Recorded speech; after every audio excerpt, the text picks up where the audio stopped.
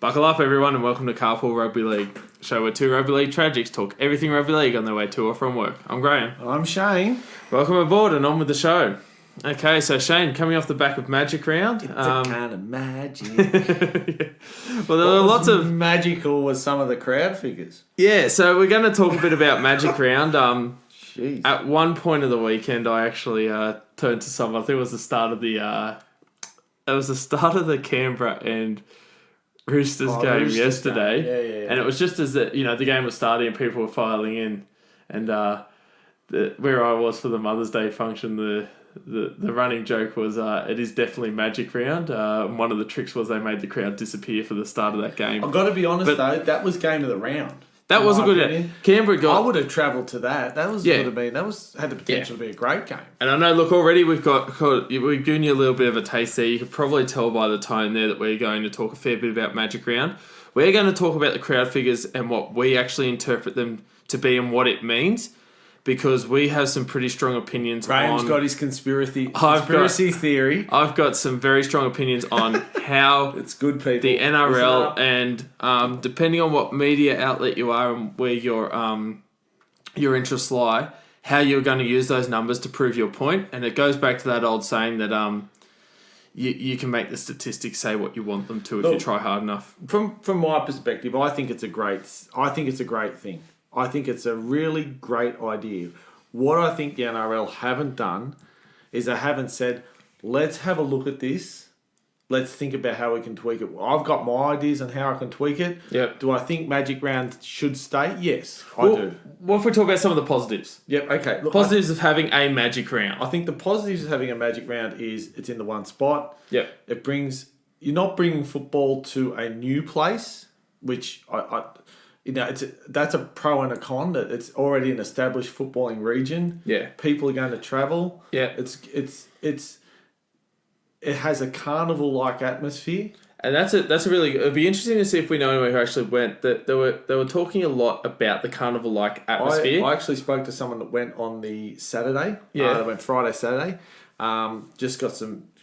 Found out they went and got some messages today. And they said it was like a carnival-like atmosphere. Yeah, if it's anything like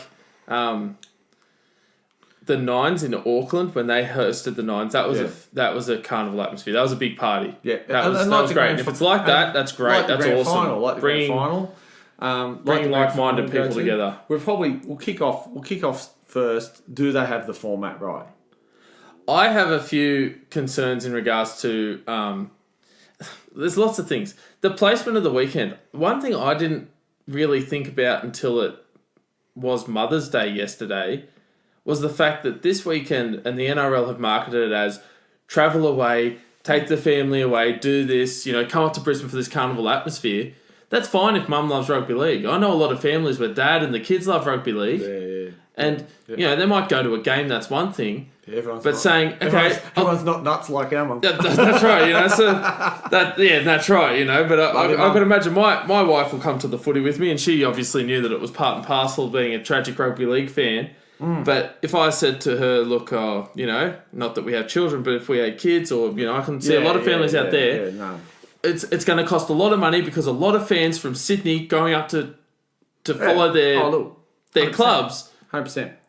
Spending their, that weekend. I also think too, I've heard a lot of feedback over the weekend. I heard some suggestions from fellow fans that you touched on there with Brisbane. It's an established rugby league area, and I think that's part of the reason why they went there. You're not going to take it somewhere where you're not going to fill the stadium. You need the interest. I've heard a lot of people suggest, is this the type of thing where it doesn't have to be every round, every game of the round, but do you say take Super Saturday, take 3 games to Perth? And say, show up and show me that you want a team. Yeah. I thought the same thing. I thought this could be something that gets a lot of legs.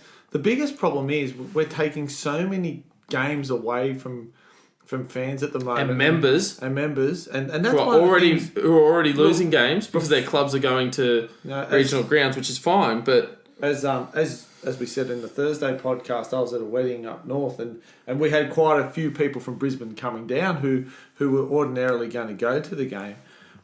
I think the biggest issue is that when you look at the figures, and look, the figures were 134,677 people went to Magic Round. We can break that down to that's 16,835 per game. That's on average. On average, and that's what you got to look at it. That's what you got to look at. You got to look at everything in isolation. Yep. Regardless of if you're home and away, on Thursday night, Friday night, Sunday, they had Queensland-based teams. Yes, Saturday I think was the only day where there wasn't a Queensland team. But hey, you could turn up for a pretty good day of football. Storm were playing.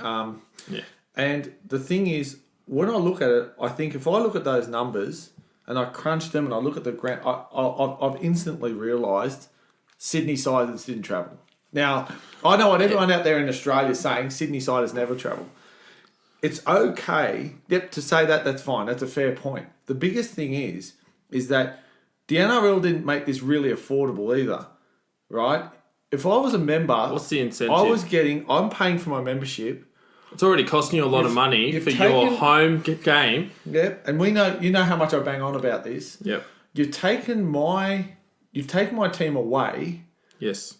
Where's my compensation? Where's something where I know they had packages, and I know through your club you could do things as a member. I get that because I know people are going to say, "Hey, they offered members this, that, and the other." Yes, they did. They didn't offer them the game. Yeah. At the end of the day, if you're I'll give you an example. Tigers fan. I'll give you an example. Okay. You're a West fan. I talked to a West fan over the phone. He's a big, tragic West fan of ours. I sent him a text message when the Tigers got out to a massive lead early on, 20 minutes in. Yep. I thought they were going by 100. Yep. Sent him a message. And the tone of it was so excited that they're doing this, but how awesome would it be if this was in front of the West fans at Campbelltown? Yeah, and look, I know you can't go, oh, well, they're on this week and all that sort of stuff. I understand that. But, we talked the other day about Brisbane were away to Manly. Yeah. You look at the teams that had to play their home game up at Brisbane. I quite understand. So you got, your Tigers, your Seagulls,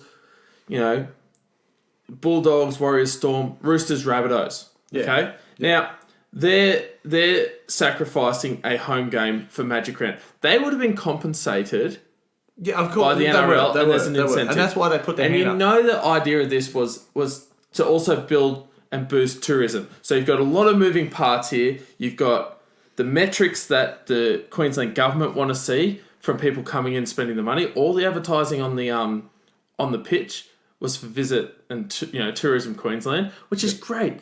That's what it's about. I just go back to that. That case. You've got your members that are paying big money for their memberships. The clubs are being compensated.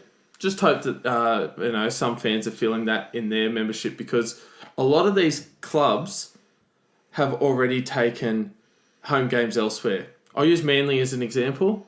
They went and played. How's this for Manly? They'd want to be getting a bit of compensation, and for a team that's sitting in fifth, as a Manly fan, you would be looking at this saying, okay, at the end of the day, we want to win games. That's how you become successful.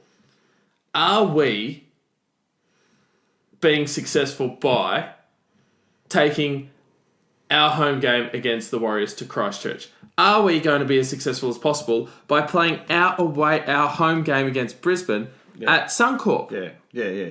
And look, massive. And to break it down as well, if you look at the 4 days, they averaged about 30. Pardon me. You're right. Dying here. I'll talk for a bit if you want. I was just going to say, the only day... Choking on my words. They averaged about 33,609. And when you look at that, if I was the NRL, that's a 52,000 seat stadium. Yeah. I would want to have done... if I was the NRL, there were days there... Friday night should have had 40... With an NRL curtain raiser, and then Brisbane playing, and this was a game where Brisbane were going to. Yeah, Brisbane were. They should have 48,000 people there.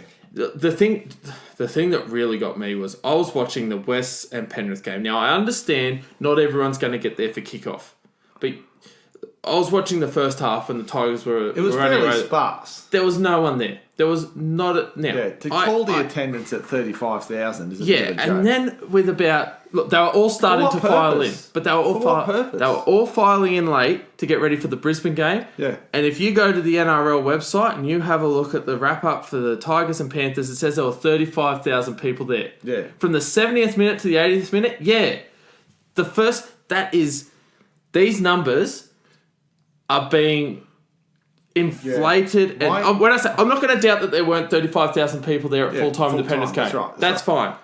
But what we have to be very careful here is making numbers say something that they aren't. Because if you are basing, look, we'll talk about this in a minute, but the whole idea here is, you said the Sydney Siders aren't going to necessarily travel. This proves there's enough people and interest for a second team. Most definitely, there's enough interest for a second team. We knew that. Yeah.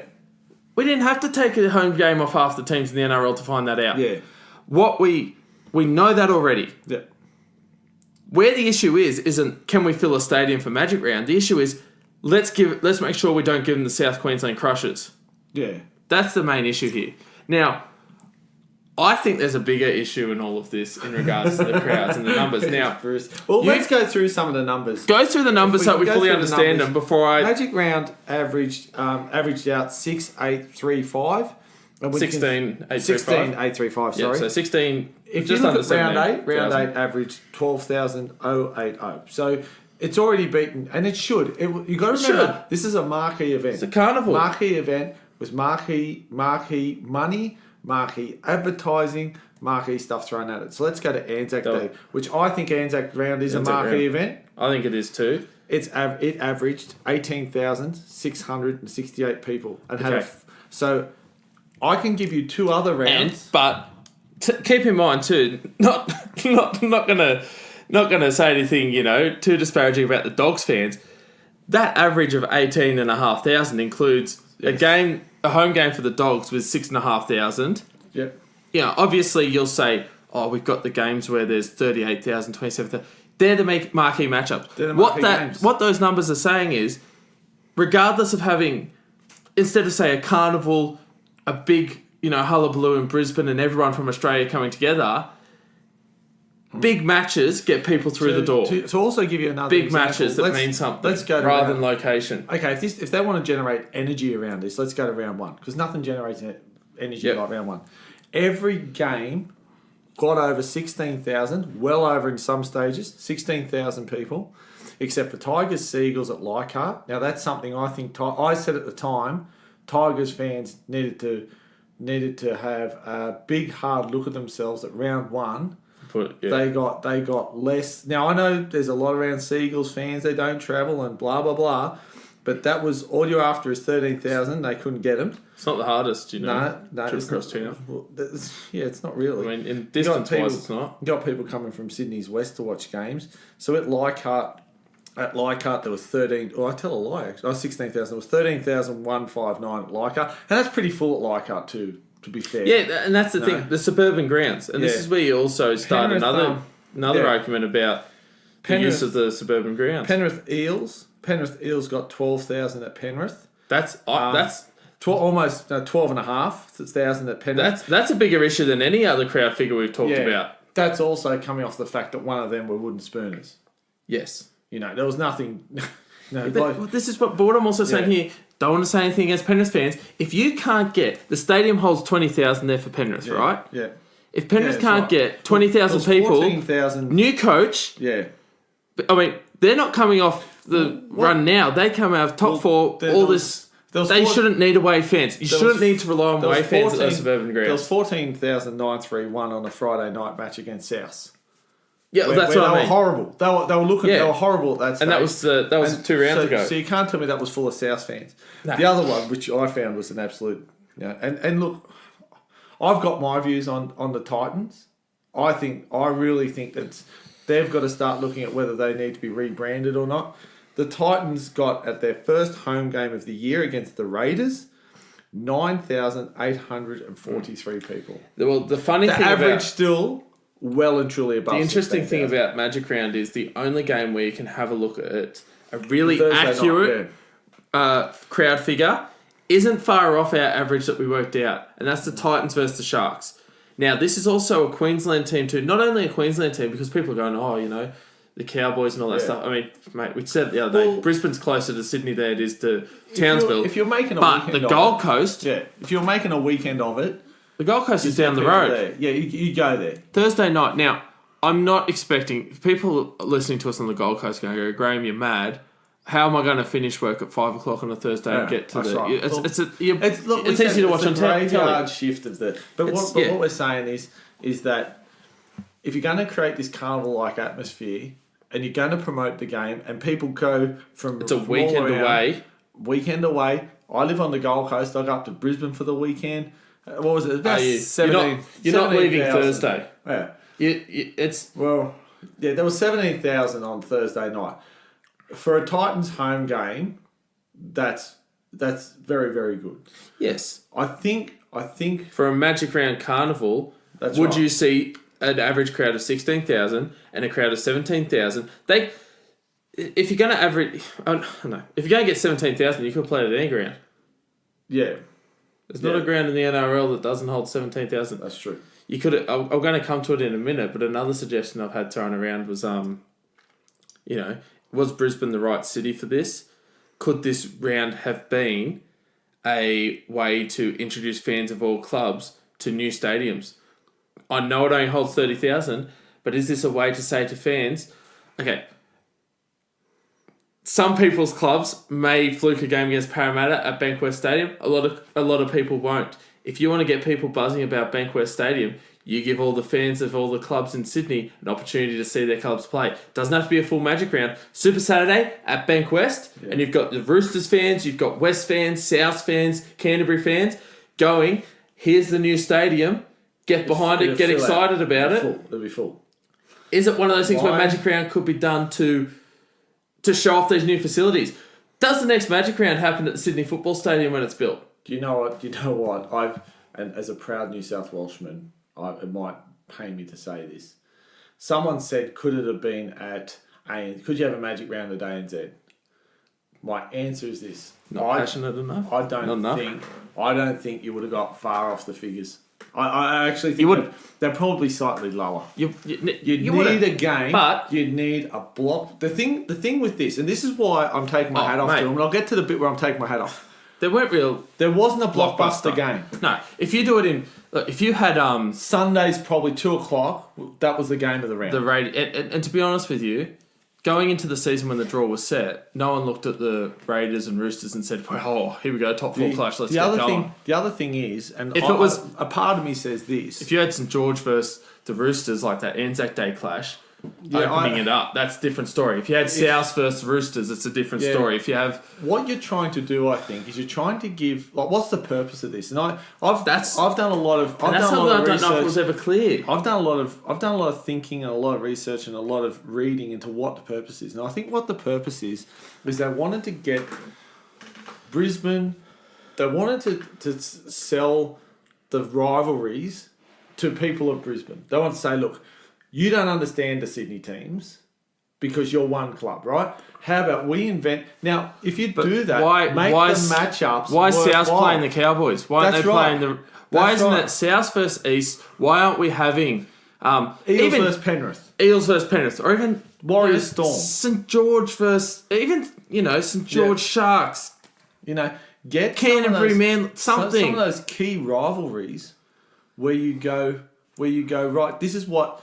You want to see how two sets of fans go against each other. Mm. The thing is, they've got to make it affordable for Sydney siders. The thing is, looking at the numbers, if it was me, if I was the NRL, I'd say per day, on average, we're about my numbers, we're 20,000 short. Yeah.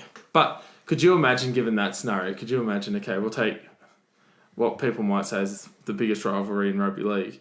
Could you imagine if you're a South or Roosters fan, they said, you're playing at Suncorp this year. But if they said, here's a package to get you to Brisbane, 4 days tickets, you're flying in on and I'll tell you, I don't believe there should be a Thursday game, but I'll get to that in a minute. We'll fly you in on Thursday. This will just be, we won't even get to the game. We'll fly you in on Thursday.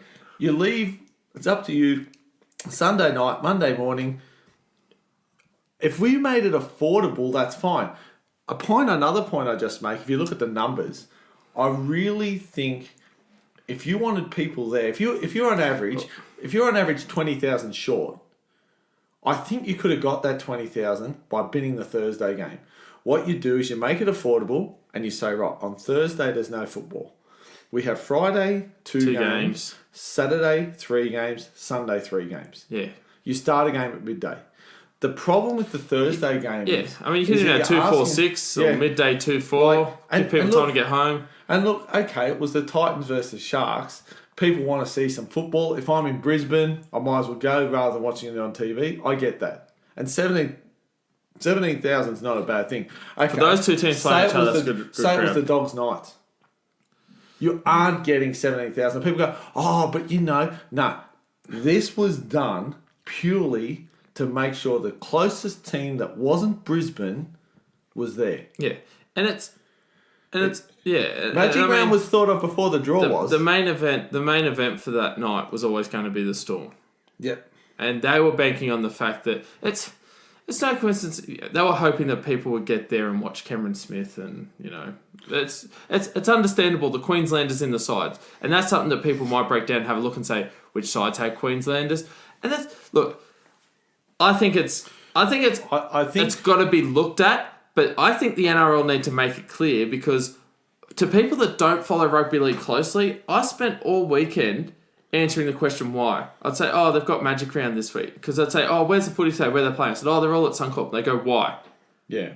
And I'm going, and I'm trying to sort of talk about, they're doing the carnival atmosphere. And they're looking at me as if to say, okay, I thought there'd be a real simple, logical reason that, it's a test run for something, or there's a new stadium, or they've got this concept where they're going to do a round in each major city, or it was one of those things.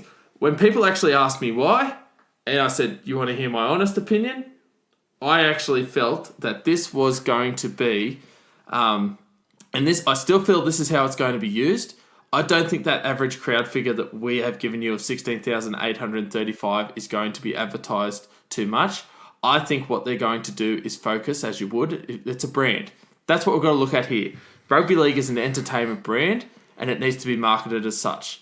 If I was marketing this brand, I'm focusing on the 134,677 people that got out to the footy this weekend. What they'll say that the crowd numbers were strong. Over the course of the weekend, we had, over 100,000 people come and watch Rugby League in Brisbane. This is going to be part of the justification for a Brisbane Grand Final.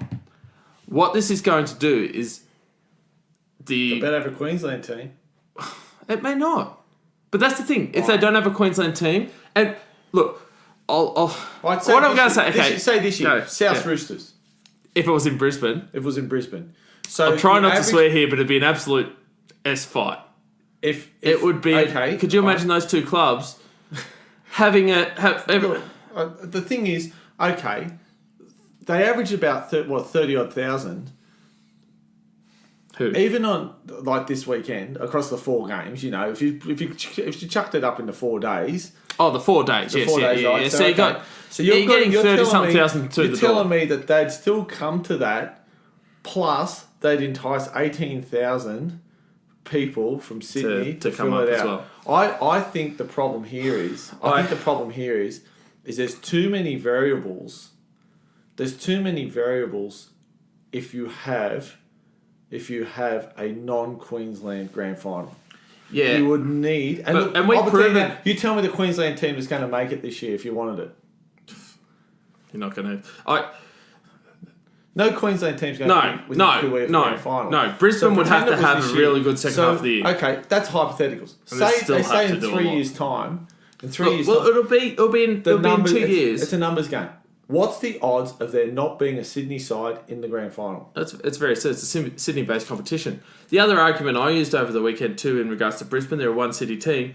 If there was only, and I look at the crowd figures and what the numbers are, now what are there, about 9 teams in Sydney? Yep. Okay, I know this is a stupid and big hypothetical. If there was only one team in Sydney, and everyone who supports rugby league in Sydney went for that team, mate, they'd pack out ANZ every week. Do you know what I mean? There's that many fans. Yeah. What I think's going to happen here is they've got the dilemma with the grand final that ANZ is going to be, rebuilt effectively.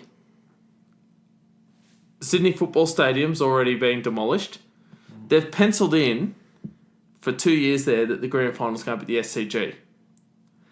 This is going to be the ammunition from the NRL, from the Queensland government, to say, look, for those 2 years, we've shown that we can get people to games that aren't involving the Brisbane team. That's how they're going to use that 100,000. They'll go, we normally get about 40,000. There's still 90,000 fans coming up. Look, that's how they're going to pitch it. Argument, look, and they'll want the grand final for 2 years. That's a whole nother podcast in regards to what should the grand final leave Sydney. I don't want it to leave Sydney. If it does, that grand final trophy has a boomerang strapped to it because it can go there for 2 years. But when the Sydney Football Stadium or ANZ opens back up, that grand final happens there. I can't wait till we talk about Origin. The poor Queensland listeners. Look, the two things. You tell we're from Sydney, but the two things I'll put into perspective here. Could you take the AFL grand final away from the MCG? No, but a part of me says, okay, all right. Why is our brand worth less? Look, you've got to remember, ANZ refurbishment still is a pie in the sky thing with the government at the moment. Although the Berejiklian government said they had more inkling to support it. We've got to assume it's happening and play as if it is. SCG holds 46,000 people. We know Suncorp, and half of those are sitting in Moore Park. The rest of them are, it's not. Traditionally awesome. The other thing I've got, but we know Suncorp can hold more. It's a brand. Would you go to a movie theatre where you're halfway across town from the actual screen? No. The other thing I've got. People want that experience, and they're gonna get. It's the Suncorp is the best rugby league stadium in Australia, only because it holds a bit more than Bankwest. Yeah, and the other thing I've got.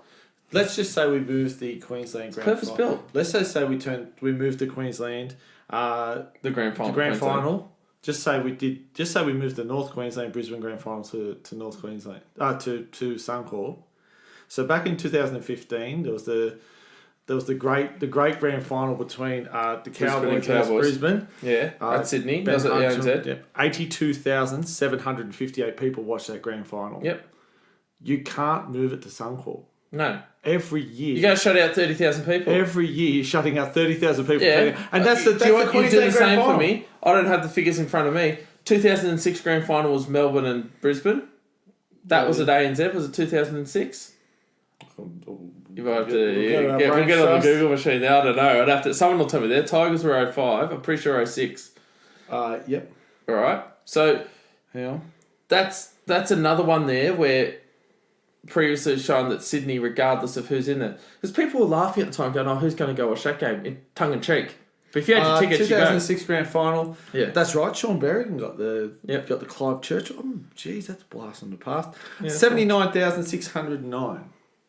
30,000 more than what could fit in. We talk about people going to the average game. The thing is, in Sydney, when there is a big event, people flock to it. And I don't especially rugby league. I don't think unless Brisbane builds something with 100,000 seat stadium and is guaranteed to 100,000. But why would you? That's right. There's nothing. And people in Brisbane are just they wouldn't hear what we're saying now because they're already turned off. We've given it to them. Paul Simpkins was the ref in that game. They're far out. There's a name. We should have like a flashback podcast where we review. We should take it. We should take We should have a thing where on this round. He's listening. Give us a shout out, Paul. That's what we should do. We should go 20 years ago and review the round from 20 years ago. I think what we're trying to say is that you can call this round a success. I'm glad that they thought outside the box. I'm glad they have it. We know they've flopped it from Super League. I just think that in the whole fallout of it is getting those many bums on seats a good thing. Of course, it's a good thing. Yeah. The problem would they been on bums on seats elsewhere, spread out throughout the nation? Maybe. Yeah, maybe. For this round, I look at some of the matchups. I look at some of the locations they could be at. Look, the Titans wouldn't have gotten that many against the Sharks at their home ground. Effectively- Sea Eagles wouldn't have gotten that many either. No, effectively. Tigers, Penrith would have done all right because Depending on the ground. depending on the ground. You look at Bulldogs Knights. Well, Bulldogs home fans at the moment. Play the Warriors game in New Zealand. It was actually a good. Yeah. Storm would have got it. I think the Roosters Raiders would have got it. Informed South. Informed If you're a South South fan, how many times have you been to ANZ this year? twice. They're going well, but no one's seen it. Because they had... This was a home game for South. Twice, yeah. They took... I bought this up last week. Remember, that was the week before we bought this up. Yeah, we talked about... Where'd they go with that other one? Sunshine Coast against... Sunshine Coast? Who was that against? Warriors or something. And Yes. then they've had some away games. I know... I think next week... Oh, hang on. No, 3. Was the... Titans. No, yeah, was the Good Friday match theirs? No, I think that was an... Or was that the Doggies that was a game? Dogs home game. Because I know on the Good Friday match, that was a bumper crowd. That was. So, yeah, I think that was a Dogs home game, that one. But yeah, I'm just saying, like, for fans of, say, South Sydney, and I know that their club membership compared to some other clubs, I don't think it's a cheap one, theirs.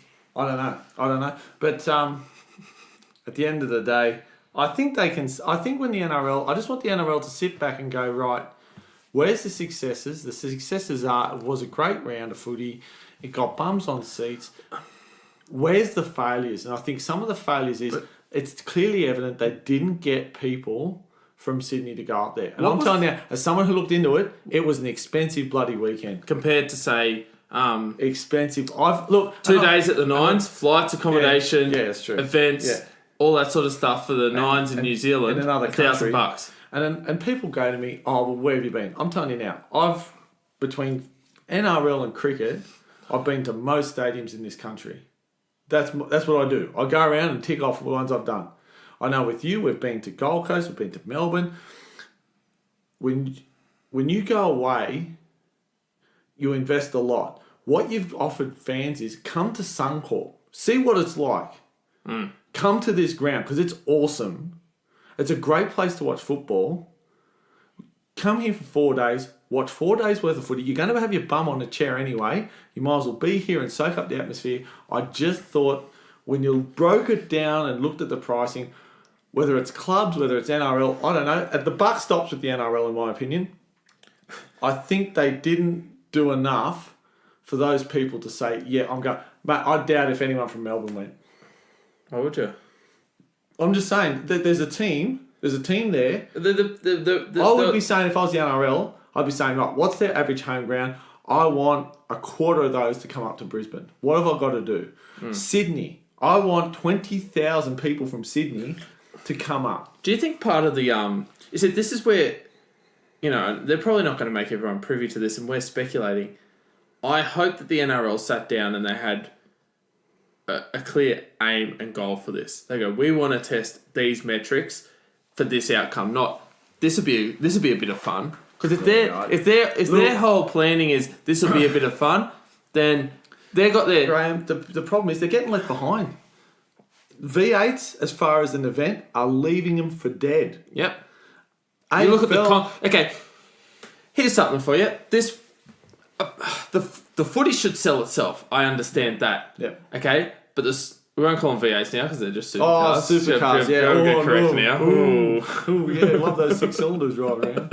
That'll get me there. Yeah. But then, you know, everyone was in an uproar. There's another thing we go to. I've been a car racer. There was an uproar because a certain make of car, which we won't make, had 2 doors. Yeah, that's right. Yeah. And now, unfortunately for the... They've got to change everything. They've got to change everything because... the steering wheel at the moment, poor bastards. Yeah. Yep. You can tell we're Ford fans. Hello, Ronald Dane.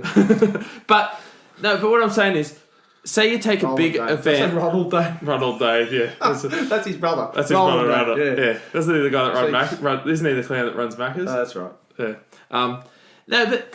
You look at, say, an event like that where they have the Adelaide 500 and whatnot. Yeah. You've got not only the football... You want to create a carnival atmosphere. It's freaking awesome, man. If you've got games of footy during the day, say Saturday. Okay, the footy games are finished by 9:30. I know they hate. You go to the supercars. Some of the acts that are played at the supercars, Cold Chisel, been huge live. Like we've got world class. Yeah. acts.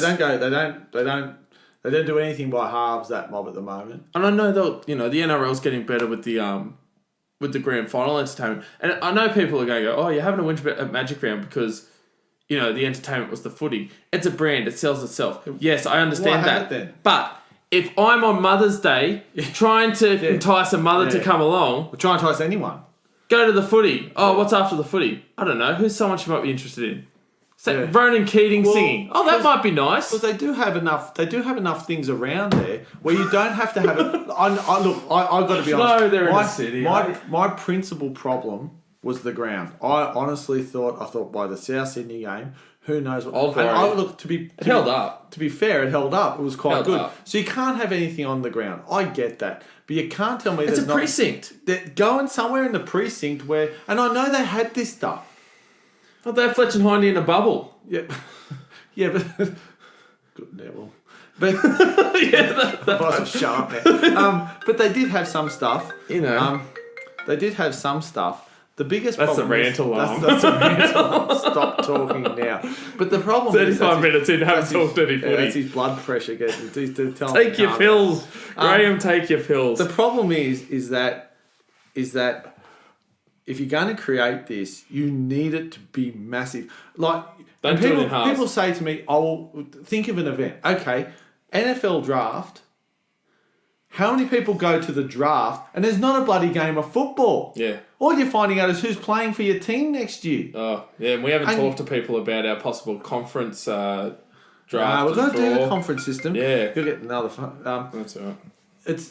I think the problem there is that when you've got a big system and when you've got, what you want, someone really wants to get in hold of you. Go on out, I'll talk to them for a while.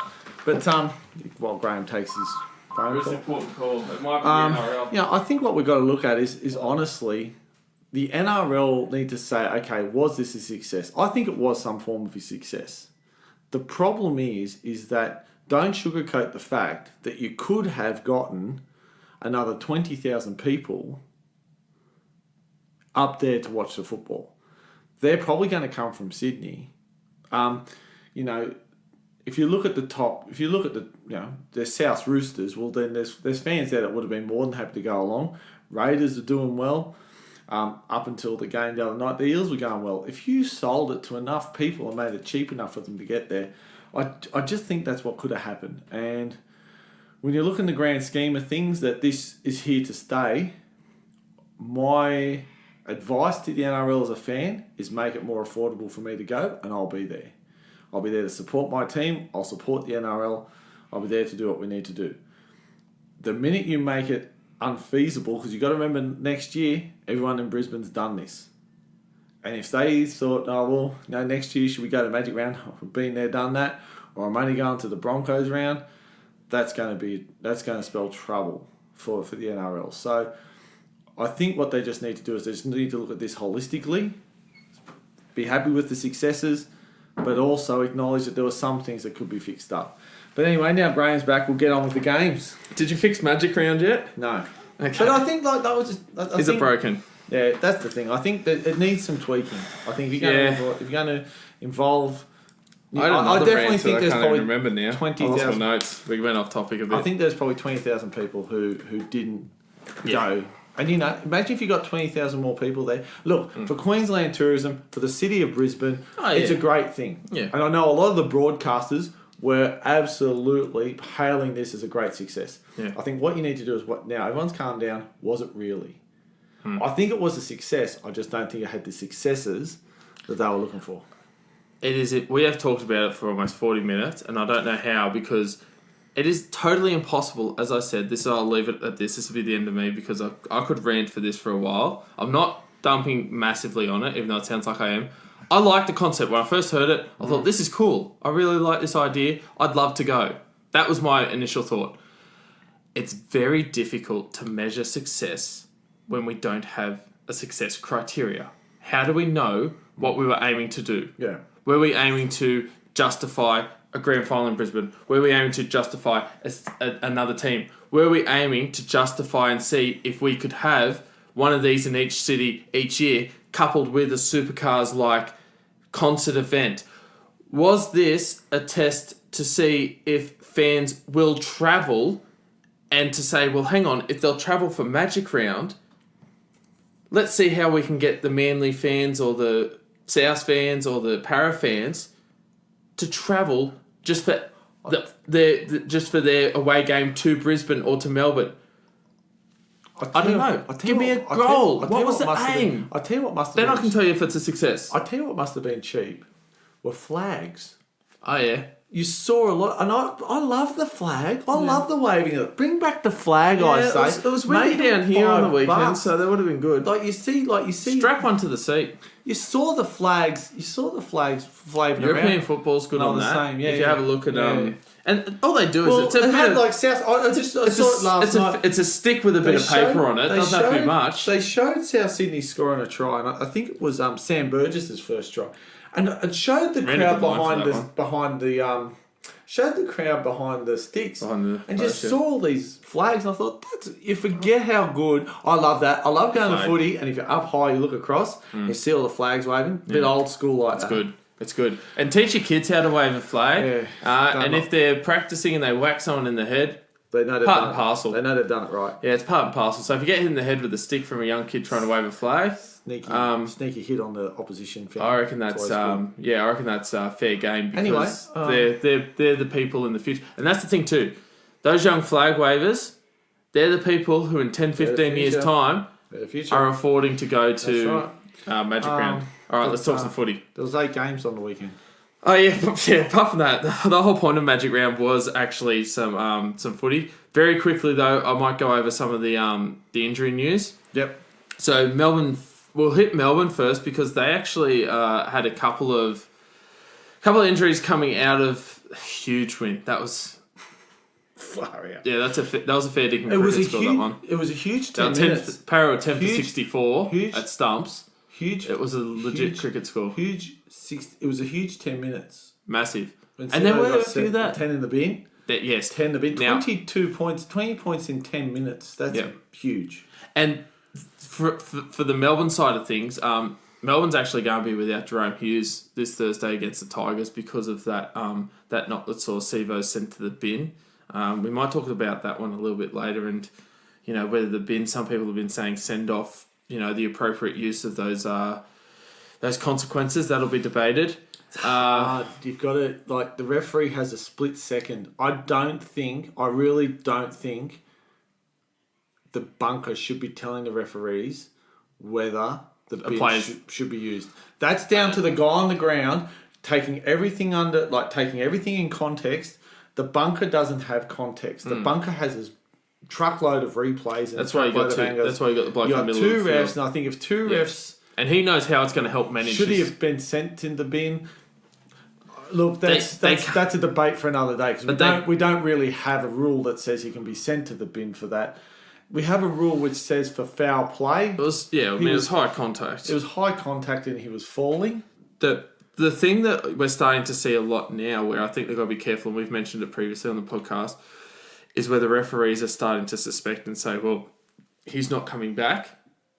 Yeah, I saw that. And that's the new rule they've brought up, isn't it? That basically if someone's not coming back, we brought that up previously, that the bloody... Get a doctor refereeing the game and not think about that being appropriate. They've got to be Nostradamus to know whether he was going to be out. I mean, I don't think... Look, the referees struggle enough without having to have a crystal ball in their shorts. If the ref sends someone to the bin, like we saw on the weekend, fair enough. To say that should have been sent off...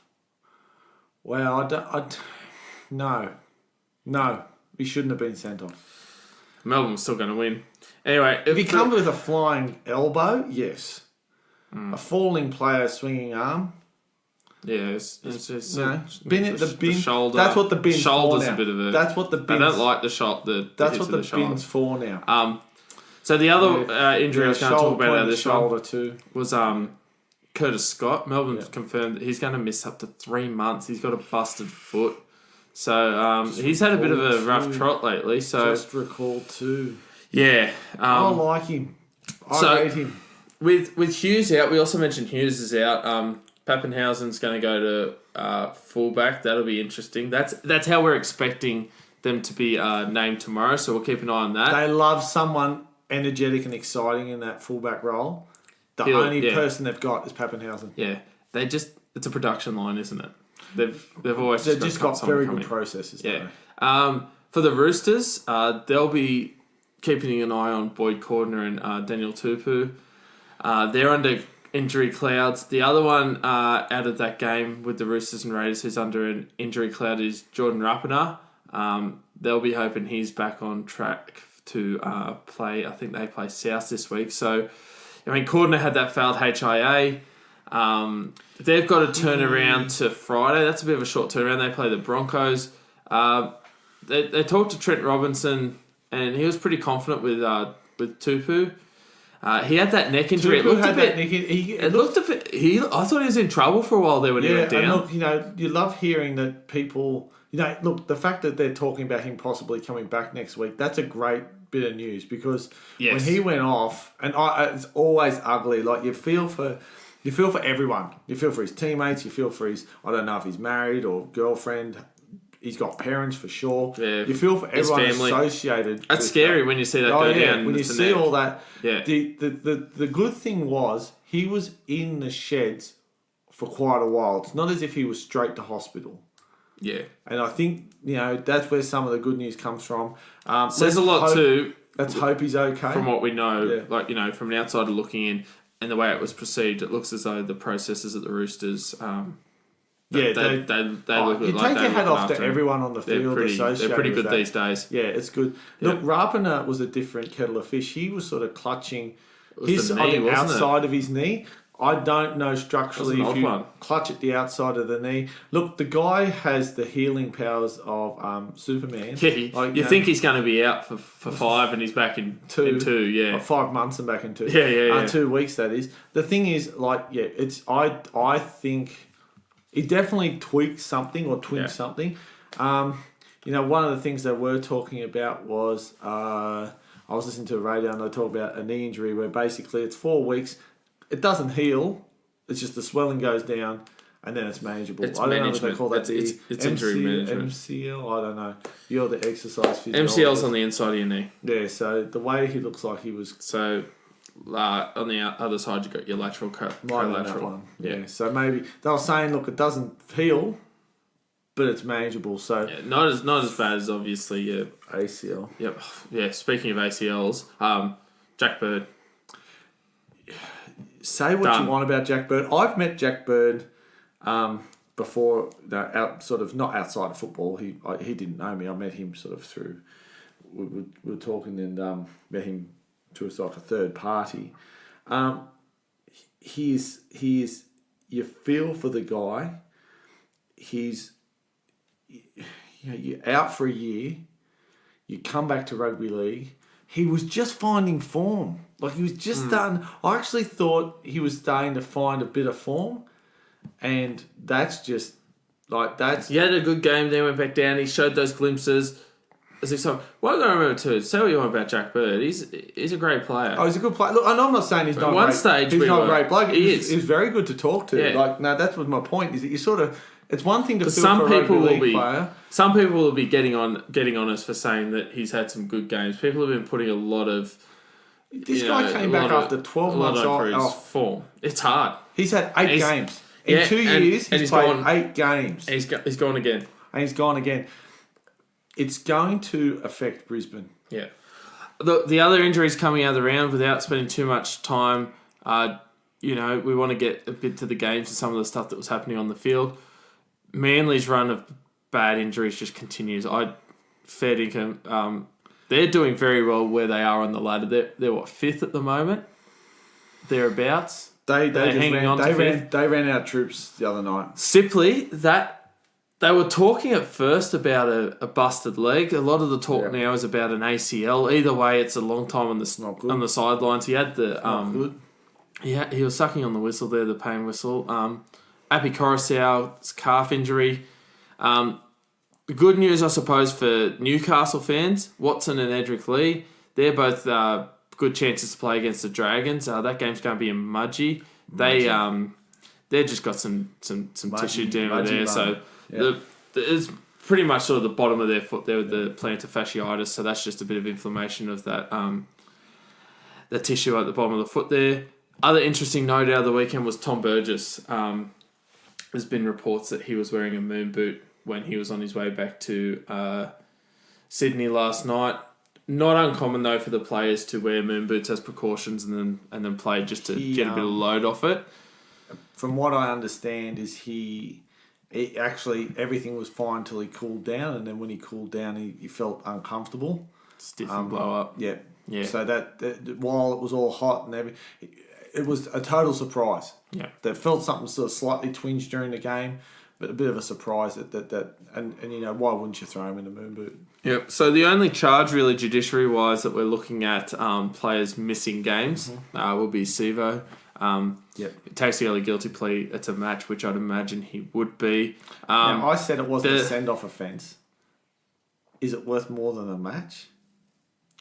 Well, this is the interesting thing too, because it all comes down to the. You'd have very little loading being you. I know this is where it gets tricky, and the match review committee have the benefit of hindsight, replay, all that. Now, it has been deemed careless, not reckless.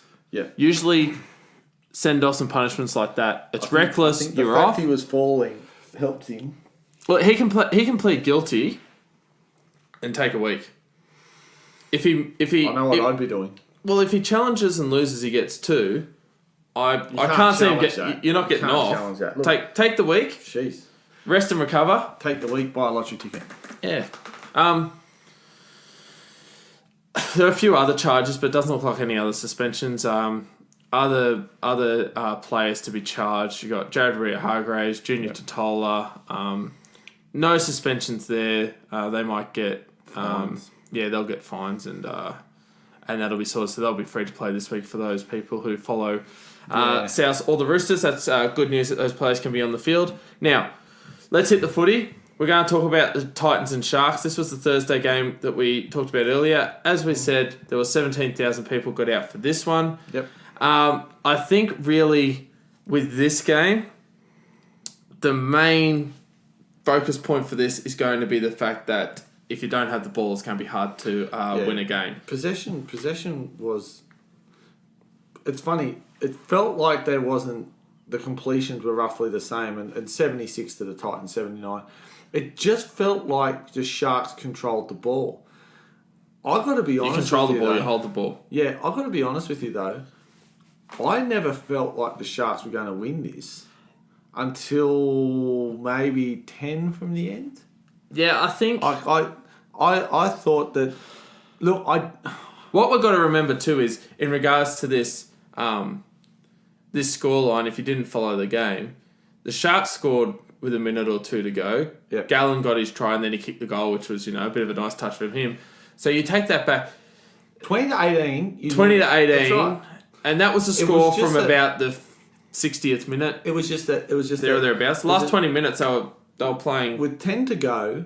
The Titans looked like shot ducks. It was 18. They just couldn't construct anything. It was 18 all with about 6 or 7 to go. At 18, it was anyone's game. 18-10 at half time, you thought the Titans... And the Sharks were smart. They took that penalty goal to take the lead, and then I think that the Titans had just... I know it became hard for them. They burned out. It became hard for them. But they were tied the whole game. We talk about the possession stats as well. Sharks had 5 line breaks to 1, 45 to 10 tackle breaks. So they were always feeling the more likely to break through if they were to do anything. Titans can't miss that many tackles. They can't miss 45 tackles and still you don't expect to win games with those sort of missed tackle counts, especially when the Sharks are only missing 10. Lots of errors in this one. I don't think the Sharks aren't going to be stoked with the win, but they're all worth 2 points. The Titans are a team, and I was talking to some Titans fans on the weekend who go to their games regularly, and they're just over the fact that people like Peachy come into the side, do nothing. They've got people, and look, I'm not having a go at Peachy. That's what your fans is like. I'm just reciting what your fans are saying. No, but when you got fans are Jai saying- Arrow ripping in significantly, And the other thing is, Mitch Rain The other thing making is- 1,000 tackles. you haven't got anyone giving... And I stuck up for Peachy a bit. I said, look, he's not getting early ball either because Kelly's not getting it. Yeah. The biggest problem is that they're just... When they don't know what to do, they're an absolute rudderless ship. They're just waning and... They're waxing and waning around the field and they don't know what to do. And they play as individuals. I really think what they need to do is just strip back and play bare bones football. And if someone says, "Oh, that won't win your games," hello, they're not winning anyway. That's right. Let's just go back to this, and it's like. Now, I was talking to someone. I said, "It's like when you got an allergy, right? But you don't know what the allergy is. What you end up doing is you just strip all your food back or whatever it is back, and you start introducing things. That's what they've got to do. Or eliminating They've got to things do that and at the finding- Titans. They've got to strip it right back, start from the beginning, and just start introducing things that they know they can What's do. making us sneeze? It's like that. It's like they're not playing as a team. No. They've got to strip it back and say, you are one team. Man, I tell you what, if I was their coach, and look, you feel like they've got a different halves combination every week, though. That doesn't help. No, I'm not. Look, Brimson and Taylor in this week. I'm no rugby league. I'm no rugby league master. You got a podcast. We've got a podcast, but I'm no rugby league master. But I'll tell you now, Yeah. if you're telling me that they're doing the old... Now, I've coached some teams. If you tell me they're doing the old under-12s, all right, up, sideways, back, sideways drill to warm up. If you're telling me they're doing that I will call you a liar. Because there is no way, shape or form... Mate, when they stand in defence, I swear they shake each other's hand and introduce each other. Yeah. They do not know who they're next to. Yeah. And I think they don't feel like they're working for their mate. They've just got to... If they fix up their defence... Yeah. Scoreboard pressure kills the Titans. Yeah. They can score points at times. Yeah. And okay, they get lucky. But scoreboard pressure, they just crumble under it because their defence isn't... They don't have the confidence in their defence. Yeah. To the Sharks, you got to say, they've dug themselves out of a hole. Gallen ripped in. Gallen had a great game. Gallen had a great game. It's always good to see Aaron Gray go for crossover for a couple of tries. Yeah, and Gray. that also reminds me that we haven't even talked about Dylan Walker.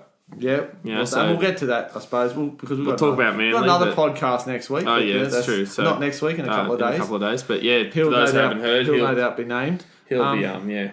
But I think when we look at the Sharks, this is one where I think the Sharks would have breathed a massive sigh of relief. Yeah. They would have just gone, whoa. Like, they would have, I reckon, enjoyed Magic Round. Because it was like relief for that side. Do you know what summed up? Are they back? No. Get their players back on the fit. If their players come back at the right time of year, they could be that hot team running into the finals. Yeah, they could peak at the right time. They could peak at the right time. Even if they finish in the bottom half of the 8, if they've got all their troops on deck, I wouldn't want to be playing them.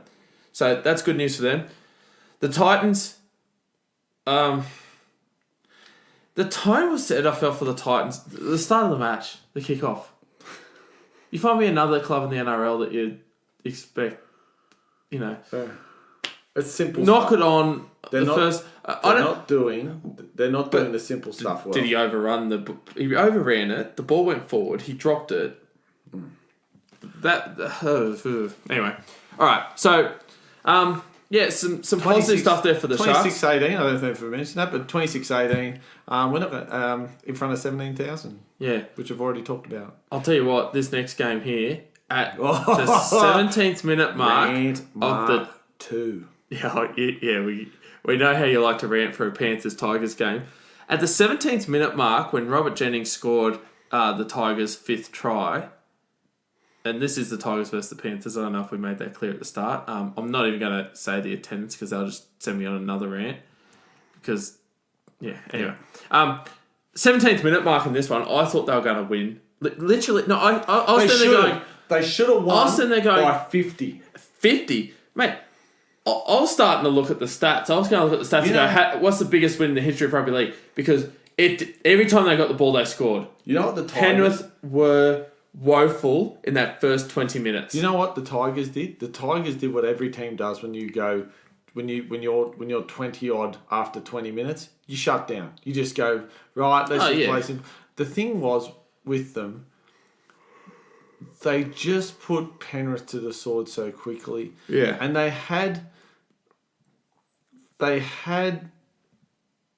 nothing, Penrith. Like I'm trying to find some. That's evened out a bit. They curbed the scoring. Their completion rate was 69%. They had 45% of possession. Even if you drew a line in the sand and said, right, 20 odd, we got people who can score tries. Let's run for it. They can't attack for.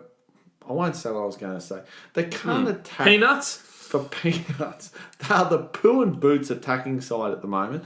Penrith. They are. Their post-contact meters are woeful. They rely on two forwards to do all the thing. Fisher Harris has to do all the tackling. The defense isn't much better. If you look at the weekend. Tackles.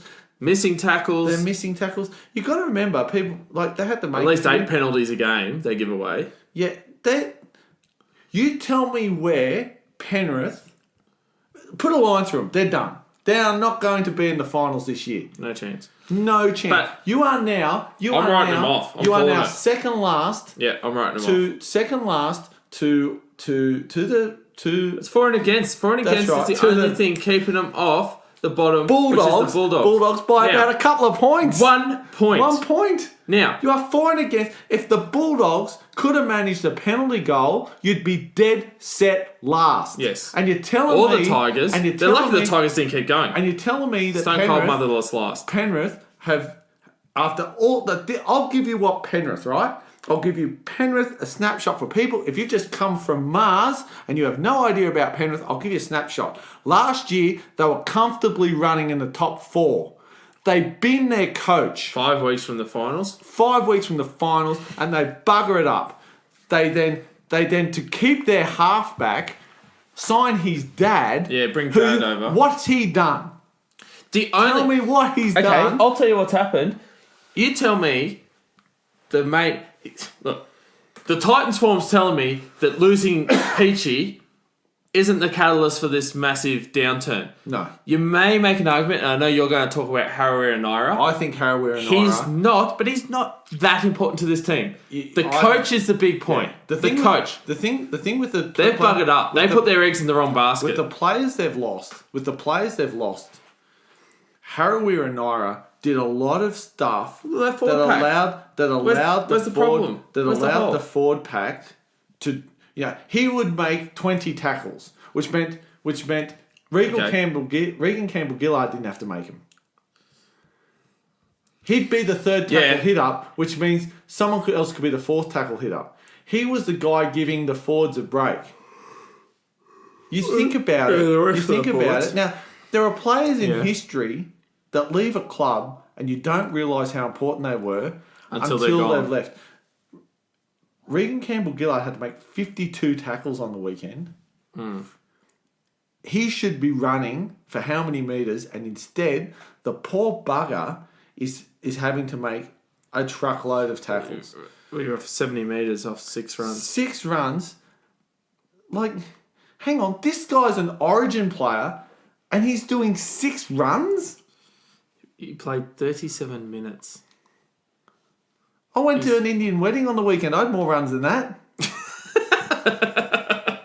Like, they're kidding themselves. We'll have to plug the caterers next week. They are kidding. That's not all that needs to be plugged.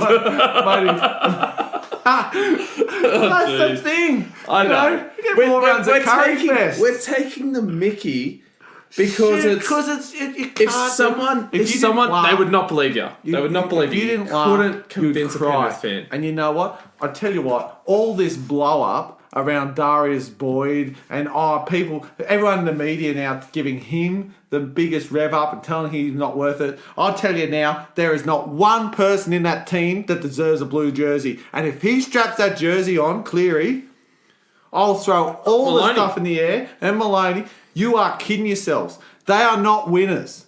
Do you know what? If No one in that team is a winner. If you're telling me that they can change the game, they're better than Walker and Keary, you are kidding yourself. Yeah, no, I don't care who you are when it comes. And the thing is too, you can start to make, and we're going to start to talk a bit more about Origin in our upcoming podcast. But your argument for Latrell Mitchell's going to be there in the centres. Luke Keary's a must. Luke Keary's a must. Oh, he's got to be in the side. Cody Walker is one of those players where if South needs something, bang, The he's guy there. just I don't see that with Cleary. The guy on the weekend broke Cleary and Maloney aren't doing it. The guy on the weekend broke an 89-year record. Being the first 5'8" to score, I think he's got round... Oh, is this Walker? Yeah. He's the first Maloney's 5'8". not doing this stuff. If he scores a try next week, he'd have a record that's never been achieved. What more has he got to do? Where do you go? If you were sitting down, James Maloney, Cody Walker, Nathan Cleary, and you said, I'm choosing Maloney and Cleary, what do you say to those other blokes when they say, thanks, Freddie, need some feedback? Yeah. Need some feedback on what I can do to improve. Should have played for one of my clubs. You should have been in the team last year. Yeah, like... You were in form last year. That's what gets you in. We call it incumbent. I know that Queensland built a pick and stick culture. When you've got the Australian spine and the Australian centres and the Australian wingers, you can do that. Yeah, it's really all New South Wales do is they had the occasional winger. Let's start talking about how good West are. They were good. We deserve to talk about West. West fans are listening going, what are you talking about that mob for? They blew the side. Ryan Madison, I was saying to a mate of mine, massive. Corey Thompson. Ryan Madison had the game he should have had. Corey Thompson was great. Benji Marshall showed some very, very good things. Benji is showing these guys up in the halves. When they need a smart kick, Benji will kick to the corners. When they weren't scoring tries, Benji was completing. It was just smart footy. I was super impressed with the Tigers. The main, I suppose, negative feedback people are going to throw at the Tigers is they should have won by more. And that's saying something when you win 30-4. You take that. You got the chocolates. If at the start of the game I said you're going to win 30-4, you'd take it. Okay, now here's a team that's they'll hope that they're back. The Broncos had a good win over the Manly Sea Eagles, 26 points to 10. Magic round being in some court at home. It's a home game for Manly. Yeah, but Broncos are at home. Rewind an hour and start that again. Look, they scored more points than the other team, which for Brisbane this year is a novelty. That's going to be exciting for anyone who was within QE. We've talked about Bird in regards to his ACL. That's a big talking point coming out of this one. Manly too. What we've got to keep in mind with Manly, even with this loss, they're still hanging in there. They're sitting in fifth spot. They've got a big couple of weeks coming up. Manly were playing the Chroma A grade side. That's where Manly are at the moment. They have just the worst run of injuries. And the biggest problem is that when you look at Manly, they just got to the point where there wasn't enough NRL experienced troops on the field. I'll tell you now, Brisbane play any other club, I'll include Penrith. You think they struggle? They'll struggle. The problem with Manly was they just, in the halves, overall as a side, they just didn't have... And you've got to remember, some key players went off for Manly. We've got to remember too, I just think that... Coruscant was named at 5'8". Yeah. That didn't happen. The poor guys... Sirenan played 5'8". The poor guys, they're just... and look, put DCE in this team. That's right. If he plays... I know it's a hypothetical. Put Trbojevic in this team. They've got some massive players out. Marty Tapau single-handedly tore them to bits. Yeah. Manly have more reason to whinge about the run they've had, and they're sitting in fifth. Yeah. Penrith have no excuses in their last. Yeah, I think if I was Manly, I'd come out of the game and I'd go, you know what? There is some key things we can take out of this, considering the problem with Manly was they had a lot of people who ordinarily wouldn't play first grade. So they were standing back. They gave Milford some space, and Milford did what he could do. I'll tell you what. I don't think Milford... Tom Dearden playing at halfback. Yeah. He's only young. He's just starting. He complements Milford a bit more. While he's only young, and I think Milford's allowed to... Yeah, he scored a try, had a couple of assists. I think that's going to allow him to play his game a bit more. Brisbane weren't without injuries and issues in this game, but what we're starting to see again for them is they lifted for this game. This was an occasion for them. And the thing that we started to see was blokes like Matt Lodge, who we talk about a lot, 169 metres. Yep. Payne Haas getting his hands on the ball 20 times for his 200 metres. Ofa Hingawi, 200 metres. Yep, off 19 runs, yeah. Like, that's over... We like our averages today. That's over 10 metres a run. We've always said about this team, the forwards need to lay the platform for them. Yeah, they were allowed to do so. The Broncos then were excited about the occasion. Corey Oates played well too. Corey Oates played well. Yeah, I just think they were afforded. Does a lot of work. They were afforded a lot of chances because of the opposition. Yeah. Jack Bird being out, you would imagine that would be Roberts' spot to take, James Roberts' spot to come back in. If you're hearing a lot of what's coming out of the news today, Roberts will not be asked to come back next week. If that's true, you could have two inexperienced centres. Defensively, where are we with the Roberts thing? Because 2 weeks ago he was at South, wasn't it? 2 weeks ago he was at South, but look, Wayne Bennett's exact words were, we haven't talked to him. Doesn't mean they won't talk to him this week. But doesn't mean they haven't talked to his manager. Yeah, they're very crafty about this. But you'd think that if he's out of favour at Brisbane, I think he'll show up somewhere else. I think the biggest South of the team with the money. I think the biggest problem is if you're South Sydney, you're going, how much do we want to really throw at him? Secondly, do you just sign him for the? Oh, he won't want to come just for the rest of the year. I think depending on whether this talk with Latrell Mitchell's legit. Well, Latrell Mitchell can't play for South Sydney until 2021. Yeah. So if you look at James Roberts, just say, okay, look, mate, you don't have a job there. Since when's the contract been worth anything? Seabold doesn't like what you're doing. What got me was he'll come back to Sydney. What got me was Roberts. The try that South Sydney scored, I think it was Kyle Turner scored last week. He was in absolute no man's land. Roberts defensively. Yeah. You can. It was almost as though people were speculating he was already playing for South. You could score as many tries as you want, mate. If you score 2 and let in 5, well then you're not worth your salt. So look. There's been all we know is it's coming out of Seabold. There's a lot of talk behind the scenes that Seabold just doesn't rate him full stop.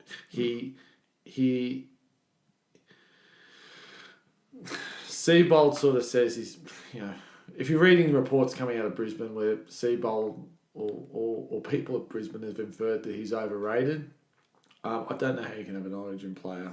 Mm-hmm. But, when we look at what... go back 12 months ago. What Origin players are doing in other teams at the moment. That's why the team's picked every year. Yeah, take Penrith. Maybe... Look, I have no doubt if he was to come to South Sydney and he was to go there and play football, and with Wayne Bennett there, I have no doubt mentally he'd be in a far better place than what he's in now. And what people need to remember is South Sydney is home for him. That's right. Like, there was a game on... People forget that he is a South Sydney junior and he plays first grade for South. Yeah, he made his debut for South Sydney. Yeah. He's a South Sydney player. So the thing is this the opportunity to say to him, look, mate, you're on the outer. After what happened, though, after the whole Bennett thing, would they release him to play for South Sydney? Yeah, I don't know. There's a bit of bad blood there. Anyway.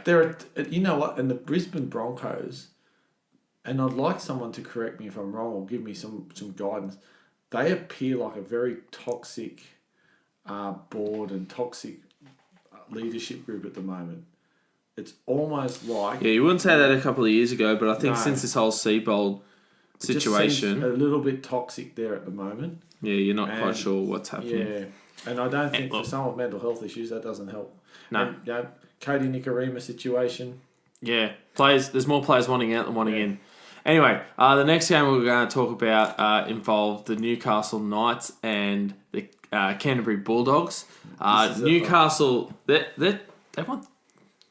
This is 3 in the trot now. They're 3 in a row. First time they've done it in a couple of years. Canterbury were coming back late, and you felt as though they might trouble them. Knights did get out to a 16-point lead at half time. Canterbury. You felt for the Dogs. They had a go, but sometimes they're the worst enemy. Dogs. Errors. When they got the intercept, you thought, "Hang on." You felt for them because the Ponga try was just they're trying. They're trying. The thing is, we talk about certain teams needing players who can win you a game. The Dogs need this. Look, I thought Kieran Foran had a decent game, but the Knights had Kalen Ponga at the end. When they needed something to go, let's put it to bed. Mitchell Pearce ran rings around for that try. Mitchell Pearce is starting to get this connection. Now we often talk about 5'8" connections. Mitchell Pearce is starting to get this connection with his fullback. Since he's been at fullback, that's for a few weeks. We talked about him getting early ball and whatnot. It's becoming dangerous for opposition sides. Yeah, they're not without errors though. There was a bomb that Kenny Dow dropped, a kick that he dropped, and you thought far out. This could just open the door for them. Yeah, I mean the Knights made 9 errors in this one. The only thing that makes that stat look okay is the fact that the Dogs made 10. They missed so much tackles. That's the difference. So many tackles. How many times do we look at this? And I know stats aren't everything, but I mean, it's a big point. If you don't tackle someone, they're going to make more meters and they're a better chance of scoring. That's how the game works. But the Dogs have to tighten their defence. The other thing for the Dogs too is, if I was a Dogs fan, whilst they have the possession, their completion rate wasn't as good this week as it has been. No, it felt like they this week. Their completion rate was a bit off. To be fair, with 4 in there, they were trying stuff. Yeah, I don't think it wasn't necessarily coming off. I don't think they would have won had they had an 82% completion rate. Yeah, they were trying things. The problem with the Dogs is they just can't score points. They just don't have it in them at the moment. And when you talk about people like Dylan Napa playing for him now. Look, they're forward pack. Napa, Jackson, Tolman. They're quality forwards. Yeah. Hopewadi's in the side. Yeah. They've got Ockenbaugh is a new guy. Montoya last year, he was ready to be the next biggest thing. I think what you've got is Jeremy Marshall King. A lot said about him. I think what you've got is this team that just don't know how to cross the line.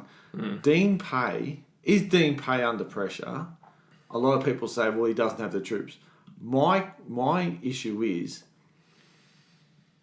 okay, they're completing a lot of sets. They'll bomb straight to the player. Kick to the corners. Try and get repeat sets. If I'm a Dogs fan now, you know what I'm saying? I'll live with a 7-tackle set. If you dribble it in the end goal and it just almost... And one of those ones where it almost sits up, almost doesn't. Their forwards... Try something. Yeah, they're not having to go forward. When they get there, the ball's going straight to the opposition. I think Napa would have had some pretty good statistics in regards to his run meters. He did. I think he ended up with about 185. It was the most of the match. No surprise that opposite him, David Clemmer for the but he's the top performing forward by every country mile. Every week, and we always call for them to help him out. him. They shared the load a fair bit this week, the Knights, amongst their forwards. So we often say we need another forward to step up and help them. But, James Gavay, SASA, blokes like Glasby, Fitzgibbon, they're lending a hand. Yeah. You know what I mean? They're all chipping in, and Clemmer's going to do that hard work. Yeah. If they go, look, we're not asking for you to do as much as Clemmer, but collectively amongst you, let's rip in, let's get forward. how much easier is Mitchell Pearce's job then? Yeah. That's what we're I'll seeing. tell you what, though. What's helped Kalen Ponga, and I'm going to give a big shout out here to Heimel Hunt. Oh, yeah. Heimel Hunt probably hasn't fit. Like, there's one player where I'll say, okay, has he fitted in at the Knights? I would have said no, is Heimel Hunt. Heimel Hunt's starting to make those meters. We saw him South Sydney when he was playing at South. He was the scoot runner. It's the post-contact meters off those early runs. That was made. Yep. He's now opening it up for a quick play to ball. He had, as far as the backs go, and I think you could probably take David Clemmer out, he had the most post-contact meters of anyone on the side. Was David Clemmer would have had truckloads. Yeah, I think... the other one might have been... SASA would have been close, but yeah. You're looking at top 2 or 3 for post-contact meters. And that's free. That's a centre. They're those... You don't want... They're early in the set, getting them on. You don't want a guy like Kalen Ponga. Yep. Like, Kalen Ponga's not Greg... I think Greg Inglis retired. He's not Greg Inglis. You don't want him to... He won't make post-contact meters. You want a guy like Heimel Hunt to make these post-contact meters, 42 of them, more than Henrik Lee. That's the work... That's the happening early in the set while the forwards are getting onside and they don't have to do it. And that's why when we get to the end of the set... They're starting to chime. Watson's good too. Watson, in a sense, he knows his role. He's the supporting actor here, and he has to be Pearce to take control. Pearce is getting his hands on the ball a lot, which I really like, and he's running a bit more. It's freeing him up. He made a couple of tackle breaks. He's getting involved. He's a big part of this team again now. We called for it. You know what he's doing? He's attracting attention. Yeah. And that's when you know that things are happening. I think the Knights, mate, they're building. They're We expected a lot from them early. I know I said... We needed to give them a bit of time. I know that I said they're my 8th place side. Yeah, I think... I said over the Raiders. I can't remember. I don't even think I had him. I had the Cowboys. I had the Raiders as my improvers. I had the Raiders as the team that may not make the 8, but they're going to come ahead leaps and bounds. Yep. I think maybe if they don't make the 8, it could be at the expense of Canberra, because Canberra, look, they're playing. Although Canberra, geez, they're. I hope they hold on. They're also another mash unit at the moment. They've got some casualties. Yeah. Yep. Playing casualties, I should say. All right, the next game we're going to look at yet again was at Suncorp Stadium. It was the Warriors at home at Suncorp Stadium to the St George Illawarra Dragons. At Suncorp Stadium. At Suncorp Stadium. I'm not going to do the attendance. We've covered all that. This one here, every St George fan I've seen today, I said, your Dragons ruined my tips. This was the only one I didn't tip. No. But... And also, too, as a St George fan, they're ripping their hair out and they go, well, 18-6 at half-time, how do we lose that game? I'll tell you how they lose the game. McGregor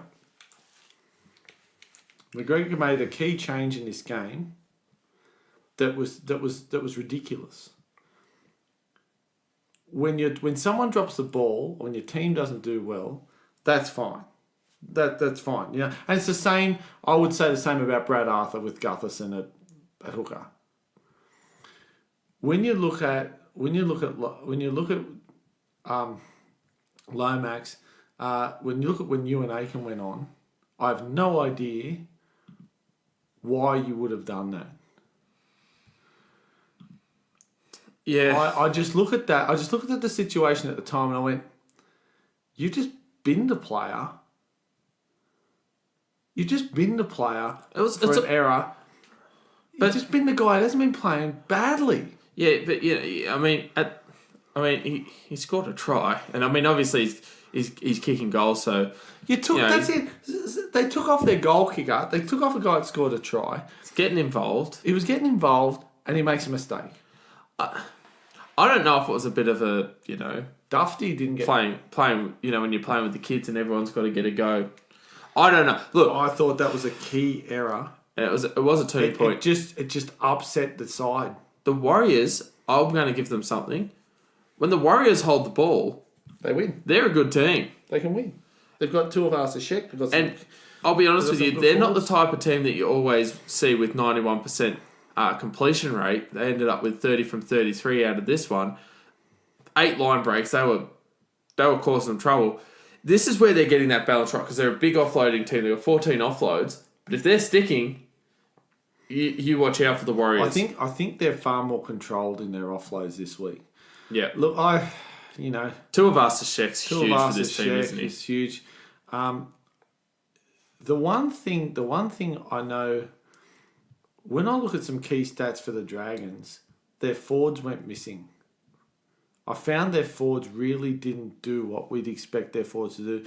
Cameron McInnes, you can set your watch by him. That's fine. That's he's going to make it a lot of James tackle. James Graham had 16 hit-ups, I think, for just over 100. 106. Paul Vaughan, 1,512. But you see, they look just at didn't this. have someone to get 160. This is where we talked no about. one do 160, 170. They got the 100, 116, 147 for Tark. But the amount of they just didn't get anyone to go. The amount of carries, 190. The amount of carries they're getting, there's that potential there. Meters are poor. Now this is where their play the ball speed's poor. Their bench is used in an odd way. We talked about the Knights and we praised them for sharing the load. Like Clemmer's doing a lot of stuff and then sharing the load. Vaughan, James Graham, they're going to do a lot of work, but you need to share the load. Like you'd want, say, a Lattimore coming on and doing more than 15 for 2 runs. I know, we're not talking about, massive minutes. He played 12 minutes. That's a bit unfair, but, even... Jeremy Lattimore used to be that player at Penrith, right? Come on, or when you're on, he was like Leilua. He was like the Energizer Bunny. He'd just get the ball, run, tackle, run. They're relying on a lot of players to do a lot of work, and a few players to do a lot. Yeah, that's right. Yeah, that's what I should say. Rather than being spread out across over a number of players, you're getting 16 hit-ups for James Graham, 15 for Vaughan, 15 for Tarek Sims, 12 for Frizzell. And then you look at their bench and you're going, okay, Lattimore comes on, plays a cameo role. The rest of the way they use the bench, obviously Aitken came on and host. Yeah. And then you got Leilua getting the ball 7 times. There's no trick shot they're wearing their forwards out. They're not making meters. There's no trick shot. It's for no gain. There's no trick shot for the Dragons. I said Cameron McInnes, again, done a truckload of tackles. He needs to start running from dummy half far more than what he does. Look, I've got a stat. Well, when we talk about the South game, I'll talk about it now. When you look at all dummy half runs, when you look at the distance run, Damien Cook is light years ahead of the nearest person. I mean, absolutely. He's not scooting. He's not scooting for 6 meters. I mean, absolutely light years. The problem is that a guy like Cameron McInnes is speedy. He is quick. Yeah. This is a guy where I'd be the coach saying, you need how many sets of 6 do you get in a match? Yeah. Okay, so we get 40. I want you to have 10 runs. All right. Now, if you do 40, okay, say you do 25 sets of 6, right? If you do 25 sets of 6, times that by 5, and then look at how many times you run, mate, the hooker needs to run more than 5 times. Unless this guy is getting... you might see Damien Cook have 4 runs. Yeah. The guy has 100 metres for those. Yeah. That's different. I think we should give a bit of credit to the Warriors, and I think the main thing we need to talk about... Very good. In the second half. That's the best Warriors second half. Not this year, for a very long time. The combination of Tuivasa-Sheck and Nikorima is something that will really excite the New Zealand fans.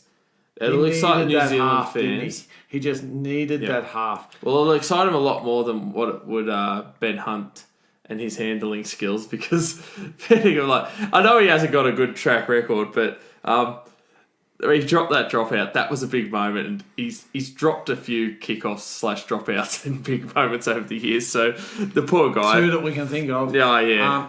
One. Look. Jonathan Thurston still. It was one of those games where if you're a Dragons fan, you felt as though they had the game.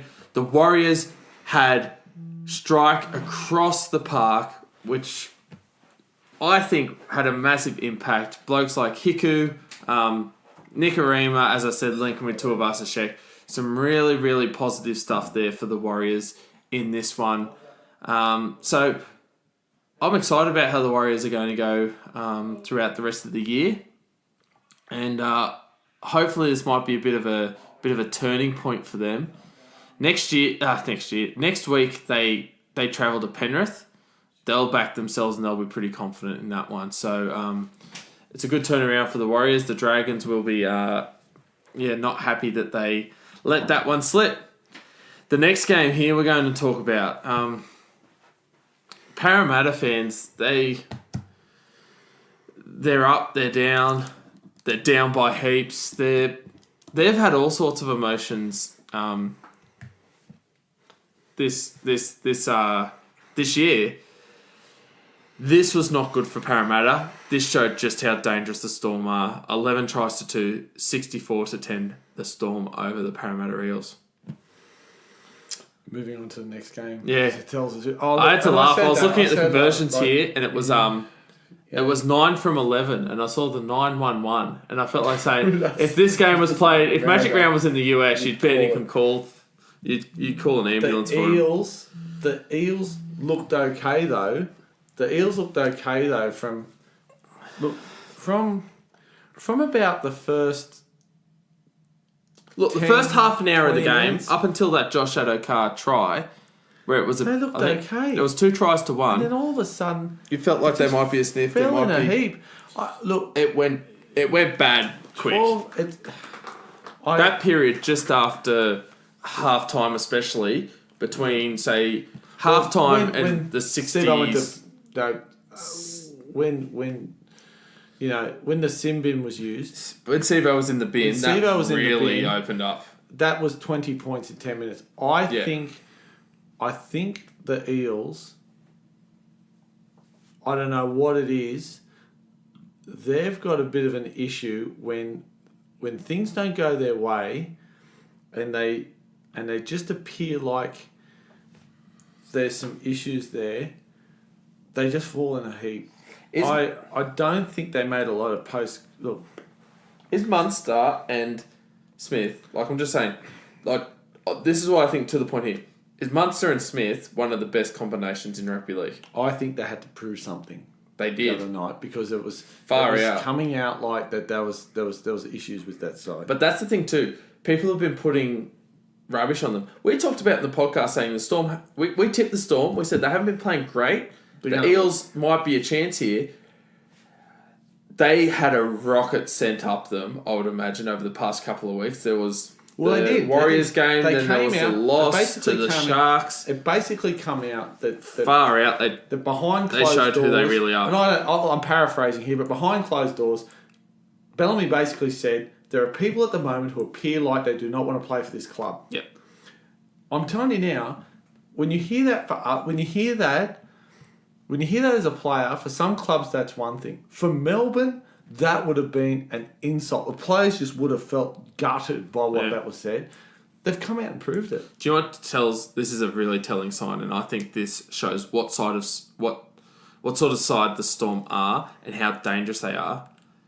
Not necessarily the fact that they scored 11 tries, the fact they had 9 different try scorers. They're across the park. That is scary. It's across the park. For someone who doesn't follow the Storm and knows that my team's got to play them. The Eels. That is a scary thought to think that you have across that park in one game 9 different try scorers. Yeah. And that's going to be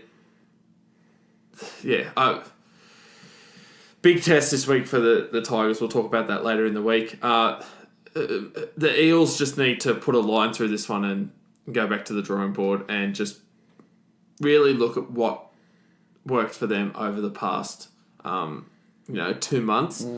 They've been a bit of a yo-yo team. They've been up and down, up and down. They've probably already exceeded a lot of expectations of a lot of people this year. Yep. But I thought they'll be really disappointed. Any first grade side that concedes 64 points. I thought the way Gutherson was used was bizarre in this match. There's issues there in this whole situation. We know there's something fishy there. That's not a secret. Look, he didn't do himself all the favours in the world. Don't get me wrong. Yeah, I don't think it helped the team whatsoever. No, they've got to work out. Yeah, I'll call it now. The Eels won't make the 8 if this doesn't get sorted quickly. Next week's huge for them.